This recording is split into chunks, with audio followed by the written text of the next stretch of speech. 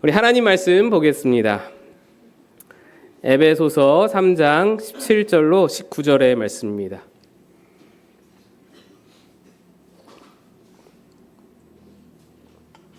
에베소서 3장 17절로 19절 말씀 신약성경 312페이지에 있습니다. 우리 함께 합독해서 읽겠습니다. 17절로 19절까지의 말씀입니다. 같이 읽습니다. 시작. 믿음으로 말미암아 그리스도께서 너희 마음에 계시게 하시옵고 너희가 사랑 가운데서 뿌리가 박히고 터가 굳어져서 능히 모든 성도와 함께 지식에 넘치는 그리스도의 사랑을 알고 그 너비와 길이와 높이와 깊이가 어떠함을 깨달아 하나님의 모든 충만하신 것으로 너희에게 충만하게 하시기를 구하노라. 아멘. 기도하겠습니다. 하나님 아버지, 오늘도 있는 모습 그대로 하나님 앞에 나왔습니다. 주의 긍휼로 우리를 덮어주시고 이 한 주는 전보다 더 잘할 수 있도록, 더 나은 한 주가 될 수 있도록 말씀으로 우리를 격려해 주시고 사랑으로 우리를 이끌어 주옵소서. 전하는 자 감추시길 바라고 주의 말씀과 은혜만 바라며 예수님 이름으로 기도합니다. 아멘. 할렐루야. 오늘도 우리 주님 앞에 주의 말씀을 사모하면서 나온 여러분 모두에게 우리 주님의 크신 은총과 평강이 넘치시기를 바랍니다. 우리 앞뒤좌우로 인사하겠습니다. 하나님이 사랑하십니다. 아멘. 네, 그렇습니다. 여러분을 하나님이 너무너무 사랑하십니다. 오늘 설교는 하나님의 사랑이 우리의 신앙에, 우리의 모든 것의 기초가 된다라는 주제로 설교를 나누고자 합니다. 제가 초등학교 3학년 때요, 피아노 교습을, 개인 교습을 받았습니다.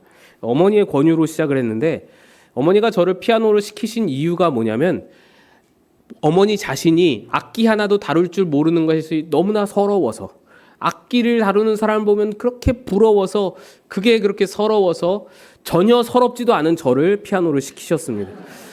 지금 생각해보면 그렇게 서러우시면 어머니가 하세요라고 말할 법도 한데, 그때는 제가 부모님께 순종을 잘하는 착한 아들이어서 억지로 그렇게 피아노를 배웠습니다. 저를 가르친 피아노 선생님은 같은 교회 집사님인데, 교회 내에서 초등부 5, 6학년 그 성가대 선생님이셨는데 굉장히 무서운 호랑이 선생님이셨습니다. 그 선생님 집에 가면은 이제 그 피아노 레슨을 받으려고 집에 딱 가잖아요. 그러면 문에 딱 들어서자마자 눈에 띄는 게 있는데, 이만한 검이 유리관에 딱 전시가 되어 있어요. 그 선생님 아버지가 투수탄지 쓰리스탄지 군 장군으로 예편을 하신 겁니다. 그러니까 장군의 따님이세요. 얼마나 무서운지, 그 집안 그런 어떤 분위기, 가풍 때문에 그런지 굉장히 호랑이 선생님이셨습니다. 피아노 레슨을 다 받으면 선생님이 숙제를 내주잖아요. 이 피아노 악보책에다가 동그라미를 10번 그려줍니다. 그러면 이제 집에 가서 그거를 한 번 칠 때마다 하나씩 색칠해서 피아노 숙제를 하는 거예요. 연습을 하는 거예요. 근데 그렇게 숙제 내주시고 집에 오면은 오자마자 바로 하면 참 좋잖아요. 그게 생각이 안 납니다. 도저히 생각이 안 나고, 언제 생각이 나냐면 피아노 다음 레슨 있는 그 10분 전에, 나가기 10분 전에 그때 막 생각이 나요. 그러면 그때 펼쳐가지고 똥땅똥땅 치면은 한 번밖에 칠 시간이 없어서 한 번 치고는 어떻게 해요? 10개를 다 칠합니다. 다 칠해요. 그리고는 이제 서둘러서 피아노 레슨을 받으러 장군의 따님에게 갑니다. 제 생각에는 그래도 한 번 쳤으니까 조금은 연습한 티가 좀 나겠지 싶은데, 웬걸요? 안 되는 거예요. 도저히 그 선생님의 기준에 따라갈 수가 없는 거예요. 선생님 묻습니다. 연습했어, 안 했어? 그럼 저는 이거를 어떻게든 시간이라도 끌어보려고, 어떻게든 좀 무마해 보려고 안 들리는 척을 해요. 네, 뭐요? 그러면 선생님이 영락없이 호통을 치시는 거예요. 연습했어, 안 했어? 이렇게 호통을 치시면요, 여러분 그거 아세요? 이 피아노 앞에서 소리를 빽 지르면은 피아노가 울립니다. 연습했어, 안 했어? 썽 이렇게 피아노가 울려요. 그럼 저는 초등학교 3학년, 국민학교 3학년 때 그 조그만 아이가 거기 앞에서 그 목소리가 마치 막 하나님 목소리처럼 들리고요. 되게 무서운 거예요. 안 했습니다. 몇 번 했어? 한 번 했습니다. 대. 그러면 손바닥 대면은 잣대기로 9번을 때리는 거예요. 연습 안 한 만큼. 어머니는 피아노를 못 배워서 서러우셨는데 저는 피아노를 배워서 서러웠어요. 그런데 이렇게 맞는 건 뭐 예상이라도 되죠. 피아노 치고 있는데 갑자기 때리시는 경우가 있는데 계란을 깨트려서 그래요. 계란을 깨트려서. 무슨 말이냐? 피아노 칠 때 손끝으로 이렇게 세워서 치라는 거예요. 이렇게 치라고. 그러면서 꼭 하시는 말씀이 요 안에 계란이 있다고 생각해 라는 거예요. 저는요, 이 손가락이 약간 기형이에요. 짧아요. 굉장히 짧아서 이거 이렇게 하는 게 힘들어요. 이거 조금만 위로 갈라도 이게 힘들다고요. 내려올 수밖에 없어요. 여지없이 계란이 깨졌다고 잣대기로 때리시는 거예요. 그러니까 억울하죠. 뭐 있지도 않은 계란을 뭐가 깨졌느니 하면서 억울했던 기억이 있습니다. 피아노는 제가 그 뒤로 꼴도 보기 싫어가지고 피아노를 정말로 멀리했던 기억이 있습니다. 근데 그때 제게 남은 것이 기본이 중요하구나. 그 때려서라도 가르칠 정도로 기본은 중요한 거구나. 이거 하나는 잘 배웠던 기억이 있습니다. 오늘 설교 제목은 신앙의 베이스 캠프입니다. 베이스 캠프가 뭔가요? 히말라야 14자 같은 그런 높은 산의 정상에 등반할 때에 반드시 필요한, 없어서는 안 될 중요한 기반, 그것이 베이스 캠프입니다. 등반가들은 이 베이스 캠프를 수도 없이 들락날락 거립니다. 조금만 올라갔다가 이제 길이 익혔다 하면은 그 길을 익혔으니까 더 올라가면 좋을 텐데 그러지 않고 내려옵니다. 내려와서 베이스 캠프에서 다시 정비하고 또 올라갑니다. 가다가 좀 아프다, 좀 몸에 이상이 있다, 그럼 또 내려옵니다. 내려와서 정비하고 또 올라가다가 날씨가 굳다, 기후가 이상하다, 그럼 또 내려와서 여기서 기다립니다. 단순히 임시 거처가 아니라 모든 음식과 모든 필요를 보급하는 보급소이며 안전한 대피소이며 핵심 거점이며 전략 기지이며 모든 것입니다. 등반가들의 등반의 성공이 베이스 캠프에 달려 있습니다. 생존 여부가 베이스 캠프에 달려 대단히 중요한 역할을 해주는 것이 이 베이스 캠프입니다. 신앙의 여정은 등반과 같습니다. 높은 산을 오르는 길입니다. 오르고 또 올라야 합니다. 그렇다면 신앙의 기본, 신앙의 베이스 캠프는 무엇입니까? 신앙은 하나님의 한없는 사랑에 대한 그 반응, 그 사랑을 믿는 믿음, 그 사랑에 대한 감동, 이것을 베이스 캠프로 하여 출발하는 것입니다. 하나님의 사랑이 어떤 사랑입니까? 성경은 하나님의 사랑을 약속으로 표현합니다. 창세기 12장에 가보시면 우리가 너무나 잘 아는 유명한 약속이죠. 하나님이 아브라함과 맺으시는 약속이 나옵니다. 너는 고향과 친척 아비집을 떠나서 내가 내게 보여줄 땅으로 가라. 내가 너로 큰 민족을 이룰 것이다. 너에게 복을 주어서 내 이름을 창대케 하리니 너는 복이 될 것이다. 너를 축복하는 자 내가 복을 주고 너를 저주하는 자 내가 저주하리니 땅의 모든 족속이 너로 말미암아 복이 될 것이다. 창세기 12장의 1, 2, 3절입니다. 이는 대단한 약속입니다. 아브라함에게서 이스라엘 민족이 시작될 것이다. 더 나아가 땅의 모든 족속 세계 열방이 다 너로 인해서 복을 얻게 될 것이다. 엄청난 약속이죠.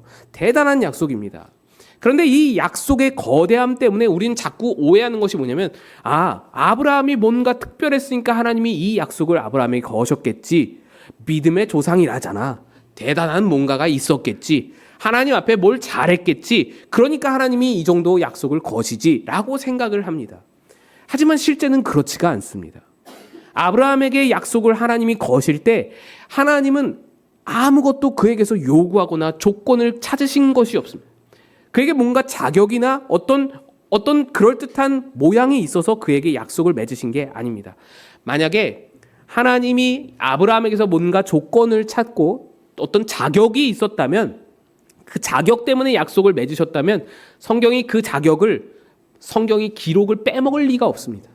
다 기록했을 거예요. 아브라함은 이런 잘남 때문에 이런 믿음 때문에 이런 조건이 있어서 이렇게 약속이 맺어졌다라고 기술을 했을 겁니다. 그런데 창세기 12장을 보세요.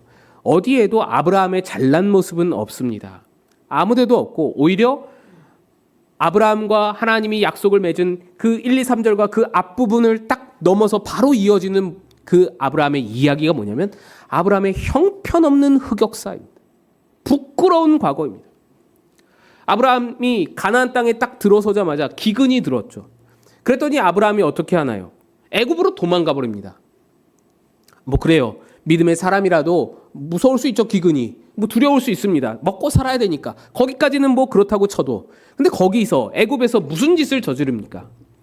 자기 신변의 안전을 위해서, 예쁜 마누라 때문에 사람들이 자기를 해코지할까 봐 이 마누라를 누나라고, 동생이라고, 여동생이라고, 누이라고 속입니다. 그래서 애굽 왕 바로가 이 아내를 데려가잖아요. 예쁜 애 데려가요. 데려가는 걸 넋놓고 그냥 지켜보요. 우두커니 지켜봅니다. 이게 무슨 믿음의 사람입니까? 이게 무슨 하나님이 볼만한 잘남입니까? 믿음은커녕 사내의 도리도 없잖아요. 남편의 도리도 없잖아요. 완전히 쪼다인 겁니다. 사실 이런 사람이 믿음의 조상이라는 칭호를 받는다는 것에 대해서 우리 아내들은 다 분개할 수 있어야 됩니다. 얼마나 못난 남편입니까? 그런데 하나님은 그렇게 볼품없는, 그렇게 덜된, 그렇게 형편없는 아브라함을 선택해서 약속을 맺으십니다. 널 지키겠다. 널 내가 보호하겠다. 너와 함께 민족을 만들겠다. 일을 하겠다. 그 약속이 그겁니다. 여러분, 고대 사회의 약속은 맹세였습니다. 맹세라는 것은 목숨을 거는 거예요. 그래서 하나님은 이 창세기에도 나오지만 내가 이 약속을 안 지키면 내가 죽겠다. 이 말씀을 하시는 거예요. 목숨 걸고 내가 너를 지킬게. 하나님이, 제가 자주 표현하는 것이지만 하나님이 자신과 아브라함을 묶으신 겁니다. 너가 죽으면 나도 죽는다. 너가 끝나면 나도 끝장난다. 이 관계로 들어가는 거예요. 근데 여기에 이렇게 묶으심에 이유가 없답니다. 어떤 조건이 없답니다. 못 낳는데 그냥 불러다가 묶은 거예요. 일방적인 선택이고 사랑이었습니다. 그러면 별 믿음도 없고 자격도 없는 아브라함을 왜 묶은 것까지는 그렇다고 쳐도 믿음의 조상이라고 할 것까지는 없잖아요. 왜 믿음의 조상이라고 부르시나? 그가 믿음의 조상이 되는 것은 그의 믿음이 대단해서가 아니고 그의 후대에 믿음으로 하나님의 자녀된 자들을 모두 다 아브라함처럼 대하겠다라는 선언입니다. 로마서 4장에 이 믿음의 조상이라는 말이 나오는데요. 아브라함으로부터 혈통의 계보가 아닌, 그 아브라함의 아들들 그 계보가 아닌 믿음의 계보가 새롭게 이어진다. 그래서 그 믿음의 계보는 우리에게까지 이어진다. 그러니까 하나님이 여러분을 아브라함처럼 붙들겠다라는 말이 믿음의 조상이라는 말입니다. 아브라함을 샘플로 삼아서, 아브라함을 본보기로 삼아서 너희를 똑같이, 아브라함과 똑같이 대할 테니 너희는 너희의 믿음의 길이 어떠할지, 하나님이 믿음의 사람을 어떻게 붙드는지를 아브라함을 보고 배워라. 이 말이 믿음의 조상이라는 말입니다. 그러니까 여러분이 아브라함이래요. 여러분이 아브라함과 똑같다는 거예요. 아무 조건이 없이 하나님이 여러분을 묶었대요. 이게 아브라함을 믿음의 조상으로 부르신 이유입니다. 그렇게 해서 우리에게 걸린 약속이 무엇입니까? 십자가 약속이죠. 예수의 십자가 약속입니다. 예수의 십자가 약속은 아브라함의 약속, 그 다윗의 약속을 모두 다 포함하는 더 큰 약속입니다. 더 위대한 약속입니다. 강력한 약속입니다. 그것은 우리가 아직 죄인 되었을 때에 이미 우리를 하나님 자신과 묶으신 사랑입니다. 내게 아무런 조건과 자격을 따지지 않고, 그러니까 여러분이 잘해서 사랑하시는 게 아니고, 내가 뭘 하나님 앞에 필요해서, 하나님이 나를 필요로 해서 내가 어디 쓸 데가 있어서, 내가 뭐 잘남이 있어서 그런 게 아니라, 아무 도움도 없고 유익도 안 되는 형편이지만 거기서 나를 자신과 묶으셨습니다. 사랑을 하셨습니다. 이 묶음이라는 것이 대단히 중요한 개념입니다. 하나님이 우리를 자신과 묶으셨다는 것은 우리를 위해서 죽을 수는 있을지언정 우리를 떠날 수는 없는 지경에 이르렀다라는 것입니다. 포기가 안 된다는 겁니다. 이걸 마음대로 끊을 수가 없는 지경에 이르렀다는 겁니다. 그게 성경이 말하는 언약이고 약속입니다. 묶임입니다. 이 사랑이 우리의 근거라고요. 우리의 근간이라고요. 베이스 캠프라고요. 여기서부터 모든 것이 출발한다는 것입니다. 오늘 말씀이 그것을 말해줍니다. 오늘 본문 17절을 보시죠. 믿음으로 말미암아 그리스도께서 너희 마음에 계시게 하시옵고 너희가 사랑 가운데서 뿌리가 박히고 터가 굳어져서, 어디 가운데서? 사랑 가운데서 뿌리가 박히고 터가 굳어졌다 합니다. 우리 모든 신앙은 하나님의 사랑 위에 뿌리를 내렸다는 겁니다. 사랑 안에서 터가 굳어졌다는 겁니다. 그게 기초가 되고 베이스 캠프가 되었다. 하나님의 사랑이 여러분 신앙의 모든 기초가 된 것입니다. 그래서 신앙의 모든 활동들, 예배, 봉사, 헌신, 열정, 이 모든 것이 다 이 기초에서부터 시작이 됩니다. 그 말은 무엇이든지 문제가 생기면 다시 여기로 돌아와서 정비를 해야 한다는 말입니다. 신앙이 여러분의 등반에, 신앙 등반의 베이스 캠프가 된다. 예배를 드리는데 하나님의 사랑에 대한 감격과 어떤 사랑에 대한 믿음이 없으면 그 예배는 아무런 의미가 없습니다. 예를 들어서 예배를 드리러 온 이유가 주의를 안 지키면 하나님께 혼날지도 몰라, 이런 마음으로 억지로 와서 예배를 드리면 그런 예배는 아무것도 얻을 게 없는 예배입니다. 혼나지 않기 위해서 예배 드리면 예배를 통해서 남는 게 무엇인가요? 안 혼났다, 안 혼나서 다행이다 라는 것밖에는 없습니다. 그냥 본전인 거예요. 안 드리면 혼나는 그 상황을 피하기 위해서 예배 드렸기 때문에 발전이 없습니다. 나아감이 없습니다. 하지만 하나님의 사랑하심에 감격해서 그것을 믿는 믿음으로 반응하는 가운데 드리는 예배, 그 사랑에 감격하여 반응하면서 드리는 예배에서는 그의 말씀이 들리고요, 그와 관계가 이어집니다. 하나님이 나에게 주시는 말씀이 내게 관계로 엮여집니다. 내 어둡던 삶에 빛이 비춰지고 역경과 고난을 이겨낼 힘이 생겨납니다. 용기가 피어나는 것입니다. 발전이 있는 거예요. 나아감이 있는 거예요. 봉사도 마찬가지입니다. 그동안 한국교회는 교인들을 다소 소모품으로 여겨왔습니다. 봉사를 강요해왔고 봉사가 명령으로 떨어졌습니다. 이 명령에 고분고분하게 순종하지 않고 뻗팅기고 안 하겠다고 그렇게 반항하면 어떻게 됩니까? 순종해. 제가 많이 들었던 이야기입니다. 혼이 나는 거예요. 이게 그동안의 한국 교회였습니다. 그래서 그렇게 소모가 되도록 그렇게 일을 하는 것이, 그렇게 열심히 봉사하는 것이 충성이라는 명분으로, 순종이라는 덕목으로 가득 포장을 해놓고는 그 안에서 그 영혼이 지쳐 쓰러져 가도 그냥 그렇게 포장하고 덮어왔습니다. 그게 한국교회의 현실입니다. 그러나 여러분, 이걸 아셔야 돼요. 하나님은 여러분을 일꾼으로 써먹기 위해서 구원하신 게 아닙니다.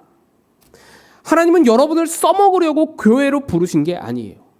하나님은 여러분 개개인의 신앙의 성숙을 원하시고 여러분 한 사람 한 사람에게 관심을 갖고 여러분 한 사람 한 사람이 영광의 찬송이 되기까지 목적으로 두시고 이끌어 가시는 그런 하나님이시지, 그래서 여러분을 부르시고 묶으셨지 일 시켜 먹으려고 부르신 게 아닙니다.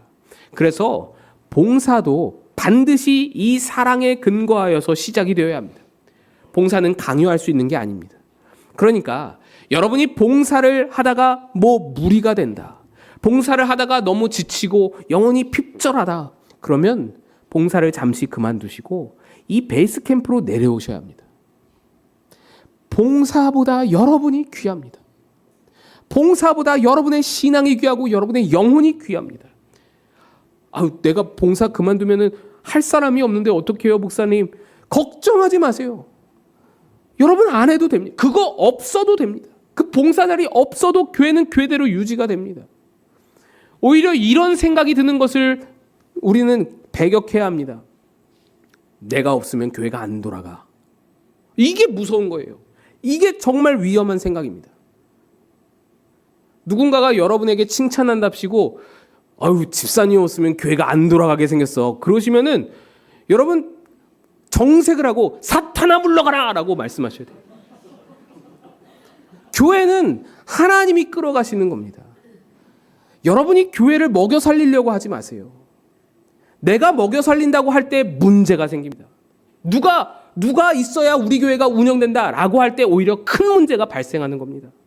그러니까 여러분, 지치고 힘드시면 하나님의 사랑의 기초로 돌아가셔서 그가 나를 어떻게 부르셨는지, 그가 나를 어떻게 책임지시고 묶으셨는지 그걸 돌아보고 버텨낼 힘과 은혜를 얻으셔야 합니다. 하나님이 여러분 안에서 어떻게 역사하셨는지, 그 사랑을 더 많이 먹고 더 잘 자라서 더 실력을 키워서 다시 봉사의 자리로 가면 그게 여러분에게도 유익이고 교회에게도 유익입니다. 우리는 이 사랑을 기초로 하여서 더 이상 두려울 것이 없는 자들입니다. 이 사랑은 엄청난 힘으로 우리를 지탱해 줍니다. 우리를 받쳐줍니다.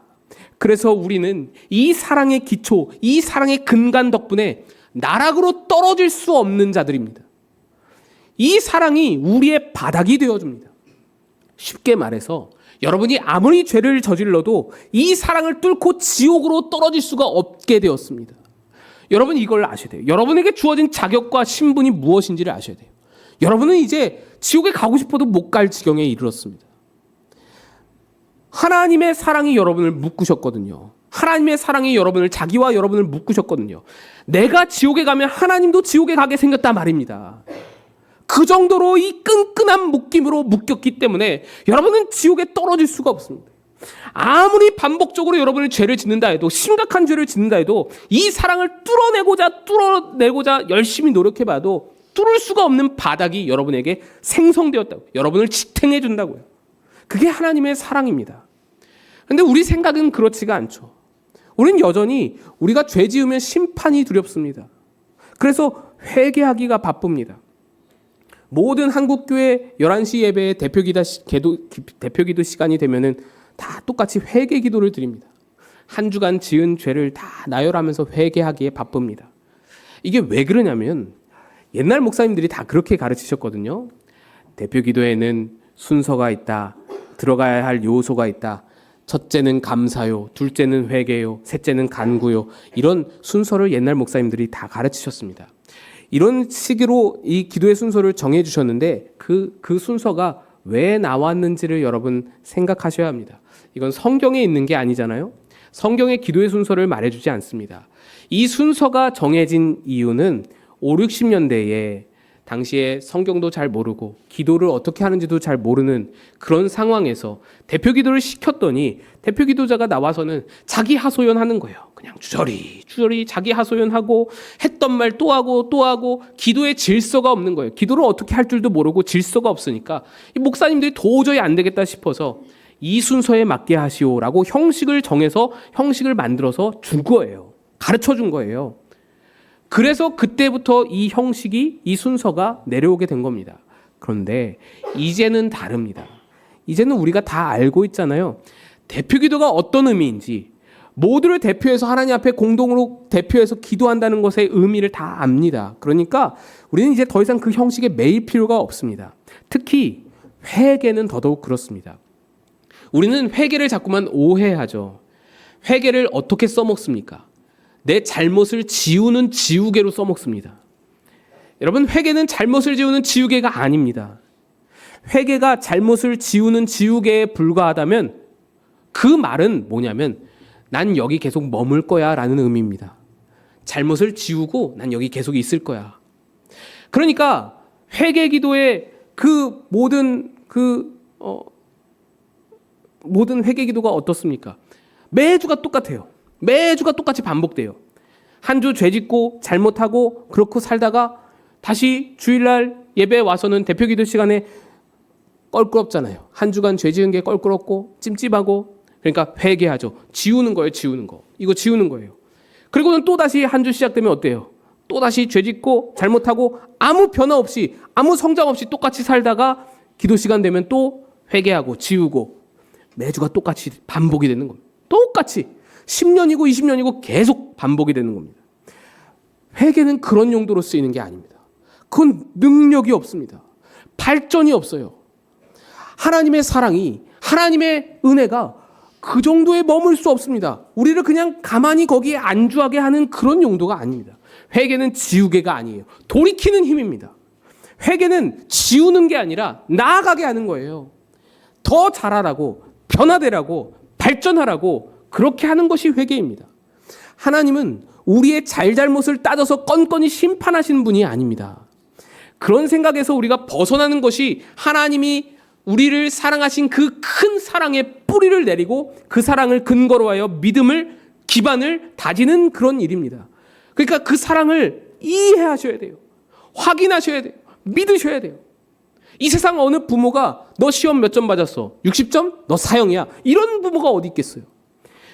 그런데 우리는 그런 부모 같은 그런 심정으로 너무 오랫동안 하나님을 그렇게 믿어왔습니다. 하나님에 대한 이해가 딱 세 가지입니다. 잘하면 상 받는다. 못하면 벌 받는다. 못했더라도 회개하면 봐주신다. 수십 년을 이렇게 믿어왔기 때문에 하나님이 너무나 조악한 신이 되어버렸습니다. 인간 부모들도 그렇게 세 가지로 자녀들을 대하지 않잖아요. 그 세 가지로만 자녀와 부모의 관계를 설명할 수 없는 거예요.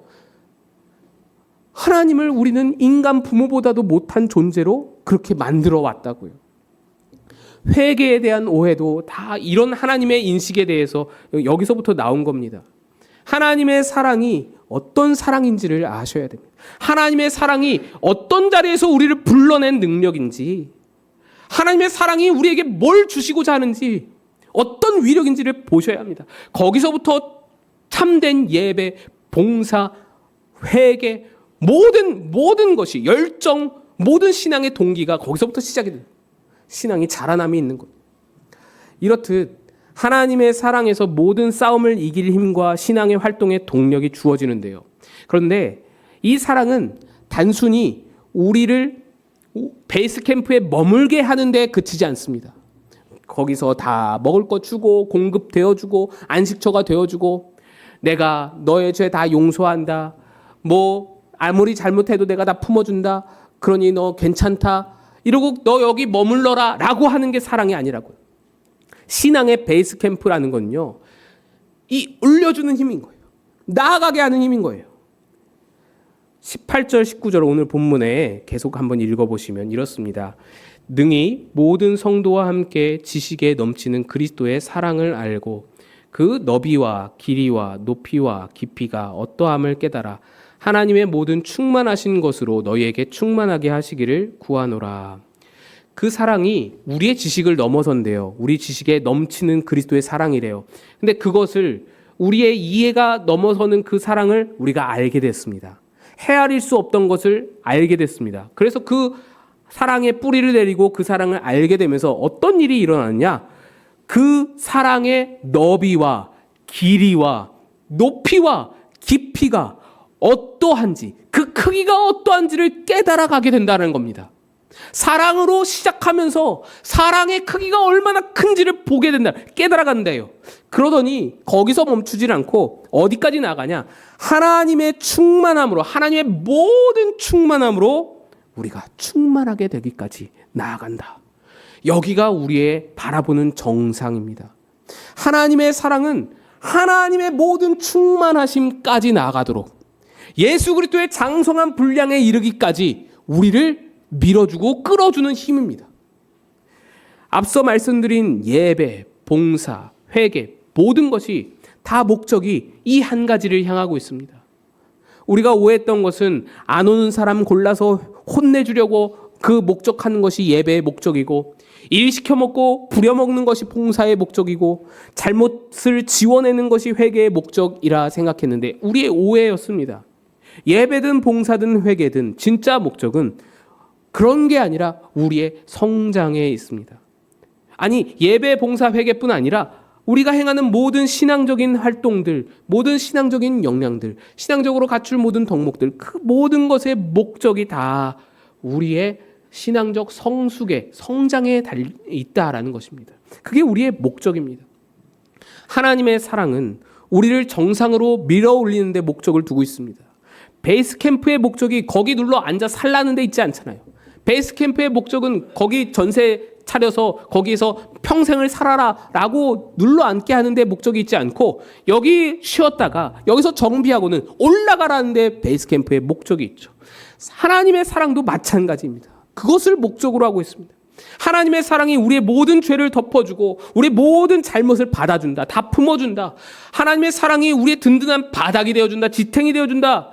그렇지만 그렇다고 해서 사랑이 우리를 바닥에 늘러붙게 만들지는 않는다는 겁니다. 바닥에 널브러지게 만들지 않는다는 말입니다. 그 사랑은 우리를 밀어내는 힘입니다. 우리를 끌어당기는 힘입니다. 그러니까 여러분, 그 사랑을 아신다면 커 나가셔야 합니다. 자라나셔야 합니다. 우리는 죄를 안 짓는 것에 만족할 수 없습니다. 죄 안 짓는다고 그렇다고 하나님께 칭찬받는 그런 것으로 생각하시고 거기에 안주할 수 없습니다. 나아가셔야 돼요. 더 잘하셔야 돼요. 하나님의 사랑이 우리를 밀어주는 힘은 얼마나 큰지 그 정도에 머물 수가 없습니다. 죄 안 짓고 사는 것 정도로 머물 수가 없습니다. 선함을 간직하시고 예수를 닮아가고 빛된 자의 사명을 감당하면서 살아갈 수 있어야 되는 겁니다. 사순절이 시작이 됐는데 여러분 사순절 동안에 뭘 하시려고 하십니까? 예수님이 십자가를 지시고 우리에게 사순절을 주신 것은 그 40일 동안에 흑흑흑 예수님이 날 위해 죽으셨어 흑흑흑 이러라고 사순절을 주신 게 아닙니다. 사순절에 야외 예배 가야 될지 말아야 될지 아이고 야외 예배 기간이 사순절에 딱 걸렸네 이번 사순절에 왜 이렇게 늦냐 이러고 그걸 고민하고 그렇게 걱정하실 필요가 없습니다. 가세요. 괜찮습니다. 벚꽃놀이 가야 되냐 말아야 되냐 가세요. 괜찮습니다. 예수님이 여러분에게 내가 너 때문에 고생하다가 이렇게 죽었는데 십자가에서 피 흘리며 죽었는데 너는 벚꽃놀이를 가냐 이 괘씸한 놈아 이러지 않으신다고요. 예수님이 그럴 만한 수준이었다면 그렇게 우리를 혼내실 수준이었다면 죽지도 않으십니다. 죽긴 왜 죽어요? 혼내시지. 우리를 혼쭐을 내가지고 무섭게 혼쭐을 내서 공포 분위기로 그렇게 다스리시지 죽기는 왜 죽어요? 그러니까 죽음으로 보이신 사랑이 어떠한 것인지를 이해하셔야 됩니다. 그걸 확인하셔야 됩니다. 그 너비와 길이와 깊이와 높이가 어떠한 것인지를 보셔야 합니다. 고통을 감내하기까지 우리에게 보이신 사랑이 어떤 수준인지를 그 마음의 수준이 어떠한 건지를 우리가 이해할 수 있어야 됩니다. 사순절은 십자가에 담긴 사랑을 다시 한번 확인하고 그 크기가 어떠한지 얼마나 대단한지를 다시 한번 확인하고 그 사랑으로 내 마음을 채우고 채운 만큼 먹은 만큼 자라나는 절기로 사순절을 쓰셔야 됩니다. 내가 십자가로서 이만큼 널 사랑한다. 내가 십자가로서 이만큼 너를 사랑한다고 확증해줬다. 보여줬다.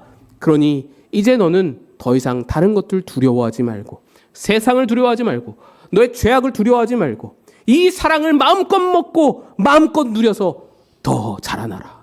더 커나가라. 실력을 키워내라. 이 말씀입니다. 예수를 닮은 자로 나아가라. 올라가라. 사랑은 모든 두려움을 내쫓는다고 말씀하셨습니다. 그렇습니다. 하나님의 사랑을 먹으면 그 사랑은 우리 안에 있던 모든 두려움과 어둠을 몰아냅니다. 두려움을 내쫓고 뭘 채웁니까? 풍성함을 채우는 겁니다. 하나님의 충만함을 채웁니다. 두려움을 내쫓고 실력을 키워내는 겁니다. 두려움을 내쫓고 우리 안에서 여유와 풍성함과 자랑과 명예를 갖게 하는 것입니다. 그 사랑의 너비와 길이와 높이와 깊이가 어떠함을 깨달아 하나님의 충만함으로 충만해져 가는 절기가 사순절입니다. 이것이 우리의 베이스 캠프입니다. 이것이 우리를 지탱해주는 하나님의 사랑이라는 바닥입니다. 여러분 올라가다가 발을 헛디뎌서 떨어져도 괜찮습니다. 걱정하지 마세요. 두려워하지 마세요. 우리에게 사랑이라는 바닥이 있잖아요. 이 밑으로는 죽어도 떨어지지 않습니다. 그러니까 우리에게는 떨어질 걱정이 더 이상 없고요. 떨어질 것은 신경 쓰지 마시고요. 이제는 올라갈 신경만 쓰면 됩니다. 올라갈 걱정만 하면 되는 거예요. 다른 거 신경 쓸 필요가 없는 거예요. 그게 하나님께서 예수님께서 사랑으로 우리에게 허락하신 특권이요, 자랑이요, 명예이며 자격입니다. 그리스도의 사랑이 여러분을 강권하십니다. 강권하십니다. 계속해서 밀어내고 있습니다. 계속해서 끌어당기고 있습니다. 그 사랑 안에서 무럭무럭 자라나시는 여러분이시기를 주님의 이름으로 축복드립니다. 우리 다 같이 일어나서 찬양하겠습니다.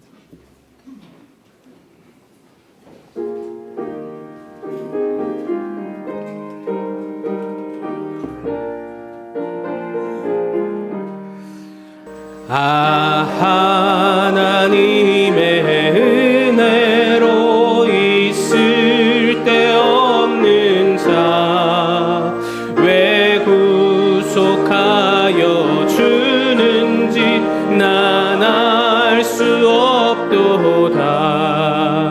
내가 믿고 또 의지함은 내 모든 형편 아시는 주님 늘 보호해 주실 것을 나는 확실히 아네.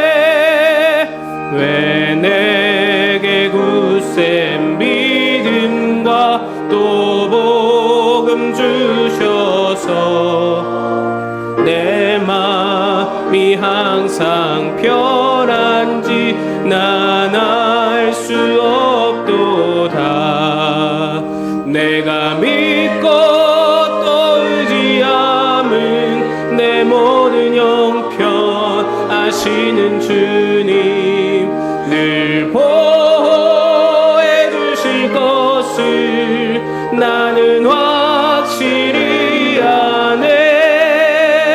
왜 내게 성령 주셔서 내 마음 감동해 주 예수 믿게 하는지 난 알 수 없도다.